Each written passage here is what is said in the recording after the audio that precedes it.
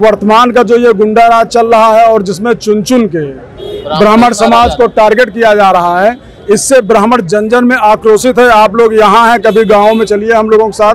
ब्राह्मण इतना आक्रोशित है, वो कह रहा है कि आज चुनाव हो जाए, आज हम पूरी तरीके से सरकार पलट दें। और ब्राह्मणों की बहन जी एक खूबी और होती है, वो अकेले नहीं जाता है वोट देने, जब जाता है तो अब 5 लोग और उससे प्रभावित होकर जाते हैं। दलितों में जो सबसे दलित है चमार बिरादरी और ब्राह्मणों में दोनों का तालमेल बहुत बढ़िया बैठता है।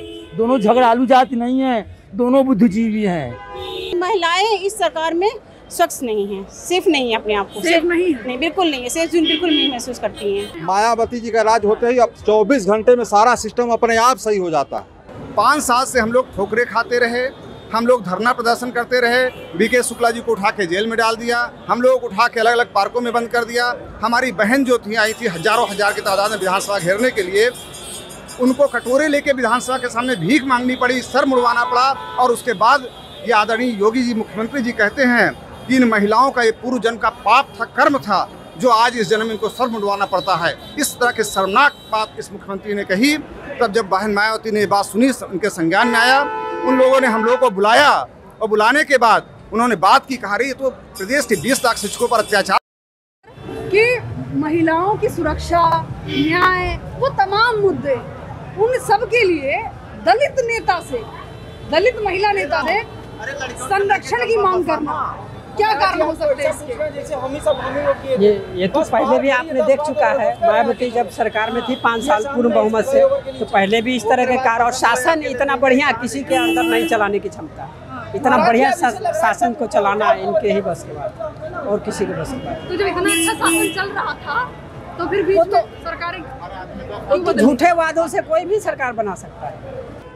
तो अब आशा है कि बिल्कुल आशा थे। सारे वहाँ खन का काम रोक गया, बालू गिट्टी, वहाँ खनिज संपदा से हमारा जिला भरा हुआ, सारा कुछ रोक दिया गया है। बाकी फर्जी ठेके सब दूसरे राज्यों से आ रहा है और वहाँ पैसा लेके सब गाड़ियों को एंट्री लेके छोड़ दिया जा रहा है। शासन नाम की कोई चीज ही नहीं है वहाँ। अच्छा, तो आप इन सब चीजों की बिल्कुल मायावती जी का राज होते ही अब 24 घंटे में सारा सिस्टम अपने आप सही हो जाता है। अच्छा। हाँ, शासन कैसे किया जाता है मायावती जी के अलावा कोई प्रदेश में आज तक सरकार किया है न करेगा।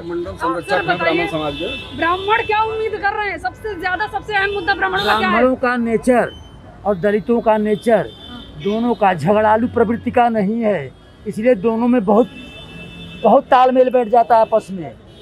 दोनों एक दूसरे के बहुत करीब रह चुके हैं पुराने आदिकाल से, तो इसीलिए दोनों बहनौटी और चमरौटी पास रहती है।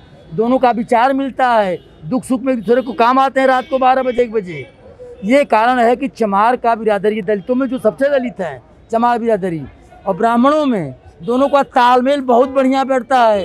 दोनों झगड़ालू जाति नहीं है, दोनों बुद्धिजीवी हैं। अच्छा होना चाहिए जो भी हो, हमारे लिए नेता नहीं, हमारे लिए काम अच्छा होना चाहिए। हो गए हैं हर सरकार से, सब लोग दुखी हो गए हैं, इसलिए सब लोग मायावती की तरफ आना चाहते हैं, क्योंकि सब लोग इस सरकार से कोई खुश नहीं है।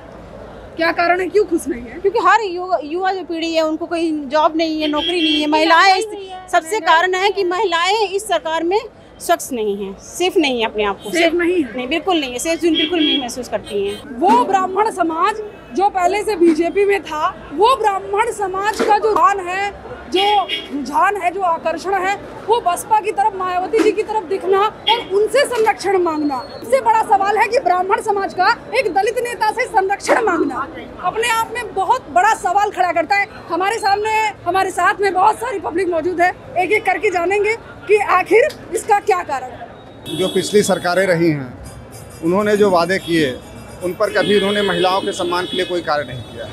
उन्होंने महिलाओं से वोट तो लिए, लेकिन महिलाओं को सिर्फ वोट बैंक मान करके उन्होंने उसका यूज़ किया। आज जब बहन मायावती जी का राज था, तब महिलाएं शाम को रात में भी निकलती थी, तो उनको उनके अंदर एक होता था कि हमारी मुख्यमंत्री एक दलित महिला है। इस वजह से जो भी महिलाएं थी निश्चिंत होकर के बाहर निकल जाते थे। और पुलिस प्रशासन में या शासन में ये भय था, यदि हम कुछ भी गलत करेंगे तो बहन जी हमको छोड़ेंगे नहीं, बख्शेंगे नहीं।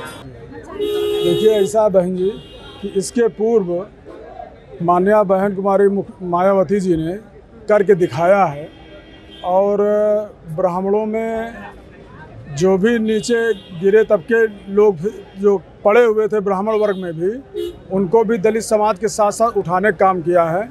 और इसलिए ब्राह्मण समाज बहुत ही उम्मीद भरी नज़रों से बहन कुमारी मायावती की तरफ देख रहा है। और वर्तमान का जो ये गुंडा राज चल रहा है और जिसमें चुन चुन के ब्राह्मण समाज को टारगेट किया जा रहा है, इससे ब्राह्मण जन जन में आक्रोशित है। आप लोग यहाँ हैं, कभी गाँव में चलिए हम लोगों के साथ। ब्राह्मण इतना आक्रोशित है, वो कह रहा है कि आज चुनाव हो जाए, आज हम पूरी तरीके से सरकार पलट दें।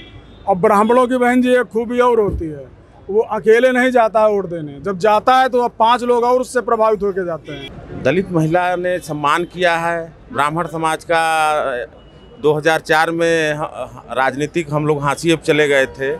बहन कुमारी मायावती जी ने हम लोगों का राजनीतिक सम्मान वापस दिलाया। और 2007 में जब सरकार बनी तो सबसे ज़्यादा ब्राह्मण समाज के लोग विधानसभा में पहुँचे।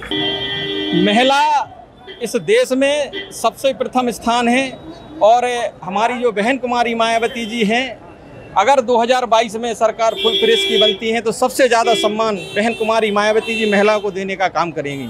अच्छा, तो क्या लग रहा है, माहौल देखकर क्या लग रहा है? लग नहीं रहा है, ये 5वीं लहर है। अब जो आ रही है 2022 में वो 5वीं लहर है और फुल बहुमत के परम आदरणीय बहन कुमारी मायावती जी इस प्रदेश की 5वीं बार मुख्यमंत्री बनने जा रही है।